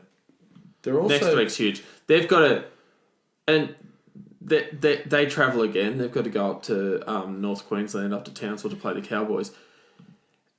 That's a huge game for the Eels. 3 weeks ago, when you were looking ahead as a fan, if you were a fan of the Eels, you're looking ahead to the games. You don't put a circle around Para versus the Cowboys because on the form of 3 weeks ago, you go, oh, there's one we'll go up there. We should win that. Now you're going, geez, we've got to get this sorted. If Para want to turn this round, they're away to the North Queensland side. They then have Penrith at home, and then they then play South at home on a Origin week, where you dare say South Sydney are going to have a few out, but then again Ferguson probably won't be playing for Para. Yeah, but Cook will be missing. That's what I'm saying. If they want to turn this around, they've got some games coming up. I'll dare say Cook will be missing, Cam Murray will be missing. And I reckon Cody Walker will be missing. And that's what I'm saying. They've got some games coming up where if they wanted to show what they can do, they've got some opportunities to do it. And 2 of those games are at home at Bankwest Stadium. They're a different side of Bankwest. Yeah, I think they're I don't know how they'll be without Ferguson in Origin week, because you've got to dare say Ferguson will be the swinger. Yeah. Addo Carr's got one spot. Yeah, Addo Carr and Ferguson on the wings. It's exciting. Pretty cool. Latrell Mitchell just inside him. That's very, very good. Well, speaking of Latrell Mitchell, Tedesco at the back. Well, that's the other thing. That's the other call for Keary. We'll talk about the Roosters now, but the other, you got Tedesco, Mitchell, Keary at half. That's a combination. It's already settled. It's a winning combination. They're top of the table. 30-24. The Roosters beat the Canberra Raiders this week. Now, at half time, when this game is 24-6, you're not necessarily thinking it's finishing 30-24. What are your thoughts on the second half in this game? The Roosters, I feel, took their foot off the pedal a bit. The Raiders are one of those... I'll tell you what it is. The Roosters had so many injuries. They were looking at one point like they weren't going to have a reserve. Yeah. The Raiders did their fundamental error in this match for the Raiders is the try that was scored just after halftime. That's a killer, isn't it?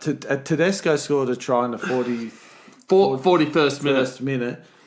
That was 30-6 at that point. Need that. It was 30-6. That's where I thought it was going to be a dust-up.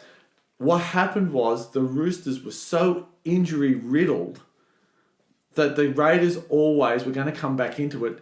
It wasn't a matter of if, but when. They gave themselves a sniff. I don't think the Raiders did it because the Raiders were brilliant in any way, shape or form. I just think the Roosters were that buggered. Yeah. I think it showed very... They were persistent. There was some perseverance there from the Raiders. I think it showed a very, very good... I think they showed some steel. I take my hat off to the Roosters. This is a game where most sides with those injuries would have crumbled. They had enough credits in the bank. The Raiders must have looked at just after halftime that try and just... that was ridiculous. That was not the try they needed to concede. The Roosters are flying at the moment. They're top of the table.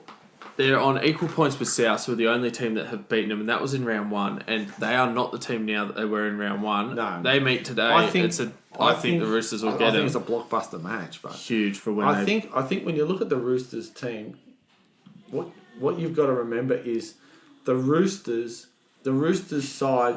Why did Latrell Mitchell come back on? I'll tell you why Latrell Mitchell come back on, because they needed him. That's why they had no troops.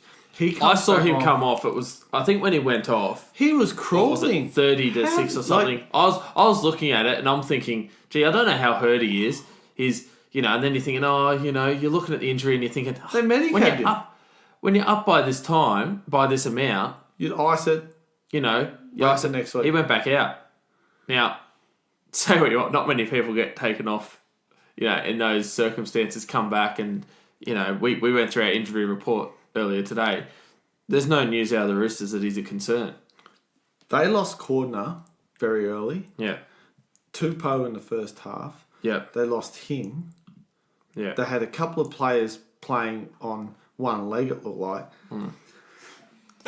You not only have to be good at football, you have to have built a very mentally tough team to live through that. And I think, look, they play the Broncos next week. Is that correct? Roosters do, yeah. Yeah, I think. That'll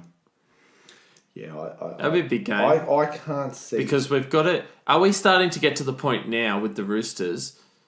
They still seem to find ways to win, and Melbourne had their little lull. Are we getting to the point now where we're going, the Roosters are really good every week?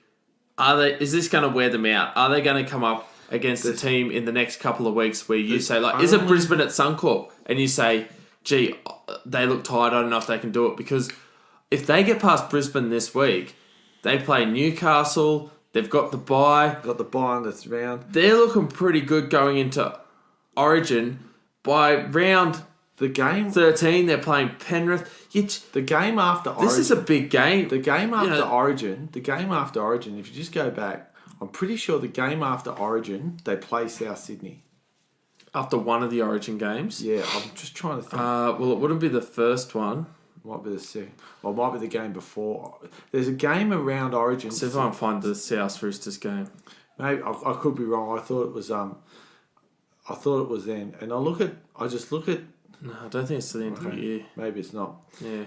I just look at the. It might have been the night I was thinking. Actually, Could be. Now I just think of where the Roosters are at. In my head, there's only two teams that could possibly beat them. Melbourne and South? Melbourne and South. That's where, as a fan, I was looking at the game the other day and I was talking to some other people and I said... it's not to the end of the game. I said, I really wanted the Raiders to win because I wanted to feel like that next group of teams below South, Melbourne, Roosters could step up. I feel like... to be fair, no Bateman... 4 weeks, yeah, and that's right. No, Lelua's out for the year. Yeah, no that's Bateman. huge. Like, they had some key personnel out too. We're not... And definitely. Rapana going off. I just look at the Roosters and I just go, they just manage games like no other team. Yeah. And he was my man of the match, Rhea Hargreaves. I know we haven't done the we haven't been doing that much. We'll get them back. We've got them written down. It's just that there's so many times. I like Takiaho in this one. Time. I do every week. I thought Rhea Hargreaves was my daily C. He was just insane. Nickel Kolstad, he was good as well. So I think, look, at the end of the day, it was key a great players game. in good positions. Good players. They get the job done, mind you, for both sides. Put your house on one of these teams getting the job done when there's 12 points in it with 10 to go. Yeah. You're putting it on the Roosters. Yeah, Roosters. Yep. All right, the final game of Magic Round. This podcast has almost gone for as long as Magic Round, hasn't it? So if you're still hanging with us, you're an absolute trooper. Final game, South Sydney continued their winning ways against the North Queensland Cowboys. 32-6 this one ended up. South got off to a good start. Cowboys pinned them back just before half-time. It was 18-10 at half-time, and you felt like if the Cowboys started strong in the second half, they were a sniff.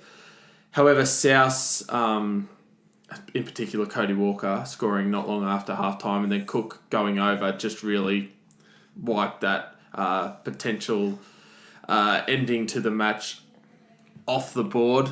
They were strong again. Cook, Walker, we're going to talk about them a lot. We're going to talk about Burgess. We're going to talk about Murray. You know what guy I want to bring up? I want to give a big shout out to that doesn't get the kudos he deserves sometimes. Is it Kyle Turner? Alex Johnston. Alex Johnston. He saved a try yesterday. He's slotting into that fullback role nice. We rubbished him at the start of the year. We sort of said he's a bit fan. Look, the Cowboys, why Granville didn't start? They were a different side when he come on the come on the field. They were 12-0 down. All of a sudden, they're chasing the game. He energised the team. But why is a player of the... He's more valuable to them than someone who they use for 26 minutes. I can understand. He's more valuable than that. I can understand it. Okay, let him do a truckload of work. Let the game settle down. He comes on against Titans. Yeah, I understand that. He's nothing against Baptiste. He's a better player than that. Baptiste did some very good things. I liked at the end how they used. I liked it how at times they used Baptiste in a transitional role. Yeah. I just think if you're going to a guy like Granville, he should be the key hooker most of the time. Jordan Carr, who probably had his best game of the year, they weren't far away. The Cowboys, their forwards need to have a long, hard look at themselves in the mirror and say, Taumalolo's, he's easing back into it, but he's been good. But some of those forwards need to have a long, hard look in the mirror and say, how much work did we really do? If they don't want to... The answer is not that much. I'll be honest with you, if they get sick of looking at the mirror, they can watch the game over again and pretend they're South fans, because if they want to look at how damaging forwards can be, Tom Burgess showed that yesterday. He was phenomenal for his 167 runs. It was really good from Tom. Sam Burgess is unreal as well. The other person who plays and does a lot of work in the forwards and may not get the credit. People who don't watch South every week don't fully understand the impact that John Sutton has. They might think he's just 10 runs, 100 metres. And he got crook during that game. The ribs. I'm amazed that he's not on the injury list, because he didn't look good with that. Really close. Look, that's really 54 minutes, so he didn't play huge minutes. Sorry, you go, Graham. No, I was going to say, even with George Burgess, his form's been under a bit of scrutiny. He's not playing as many minutes as some of the other forwards, and he needed to step up and show that. He made 90 metres off his 7 runs. One of them was a little break there, which would have made his stats look a little bit better. Hey, he got through the gap. He got through the gap nicely. That's the thing. He was making these line breaks, and what you see is we're starting to see players, get put into these gaps like your Burgess and your Murray for Sam Burgess, I should say Cam Murray for those tries. The Cam Murray try was probably one of the softest tries I've ever seen. That defence just opened wide up. Softer than the Cole Turner one. Yeah, I know. It's but they won't be afforded the opportunity to score those tries every week. South. They were absolutely mesmerised by Damien Cook. They had no idea. They were, and people have been asking for Damien Cook to be a bit more explosive in attack, run the ball. He did it. Set up 2 and score 1. Yeah. What more do you want? The other thing I saw from this, that I'm seeing from this side, is that I know Adam Reynolds had a break. He's running a lot more this year. Their halves are running. Like Adam Reynolds had 10 runs. He never used to run the ball. 7 runs, 59 metres. Yep. That's turning into tries. Yeah. That's why he's up there in the try scorers. Campbell Graham, Dane Gagai. Tell you a guy who I think is starting to look like a really, really damaging first grader is Corey Allen. Yeah, Corey Allen, he doesn't look out of place, does he? Corey Allen, you look at him, and I don't know whether it's his beard or he just looks at him. He's a young fella. Look at how big he is, and you go, I don't know if he's got a good turn of pace. I don't know if he's quick or not. He just looks like one of these guys where you go, a bit more confidence, a bit more structure. 72 metres off 9 runs.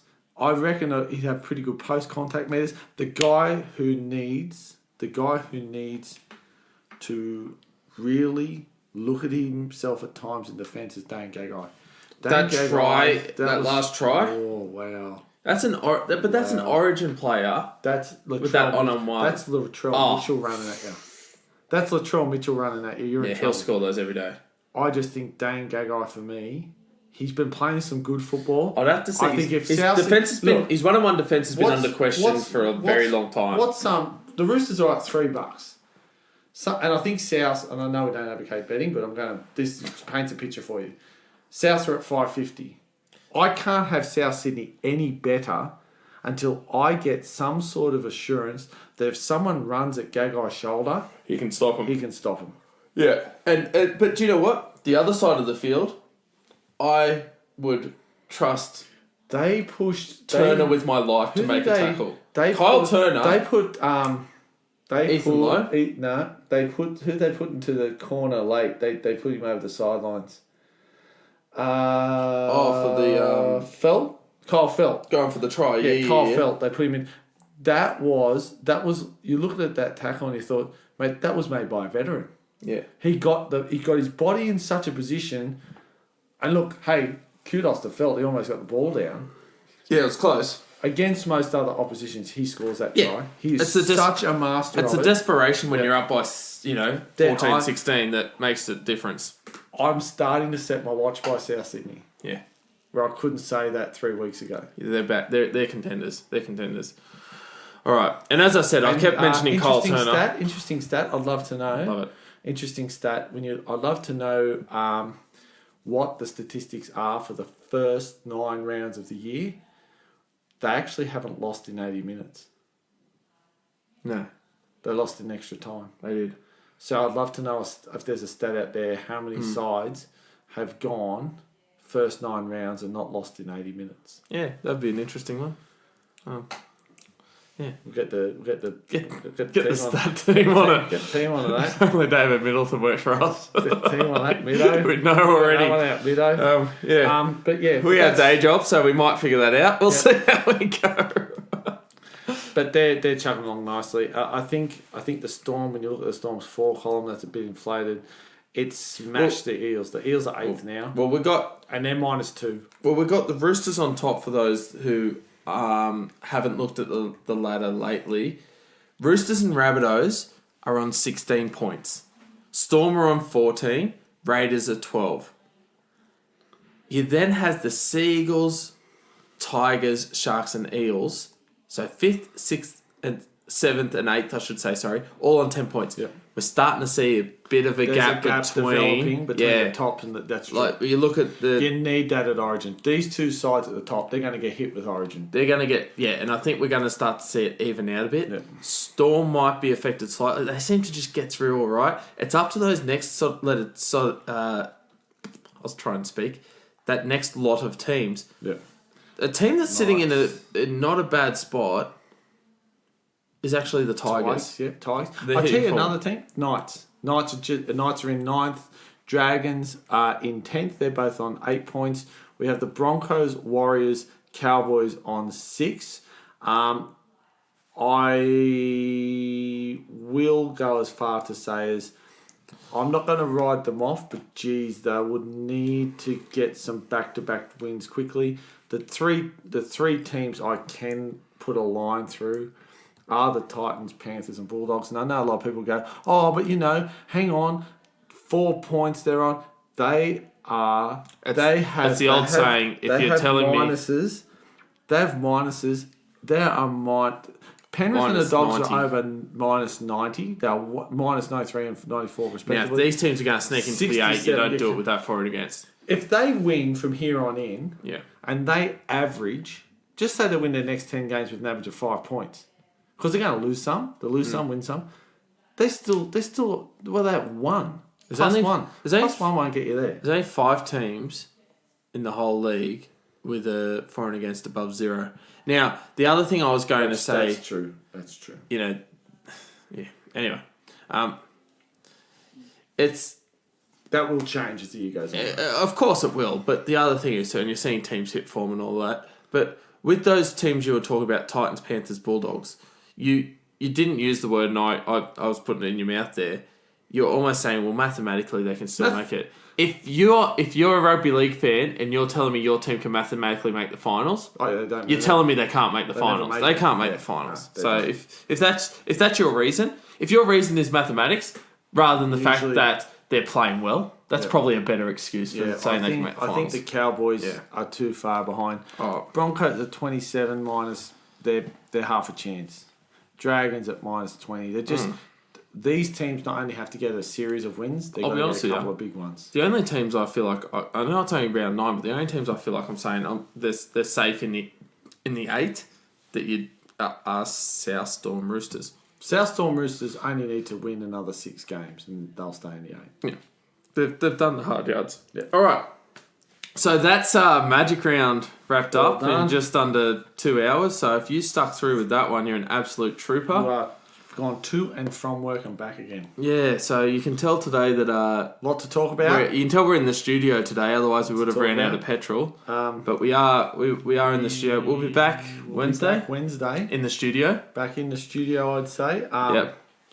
Save the petrol because we seem to be talking a fair bit lately. So save the fuel. We're doing our best for the environment. Yep. Sitting under LED lights. Yeah. Look, a lot to talk about, a lot to digest. We'll learn a lot more tomorrow when teams come out.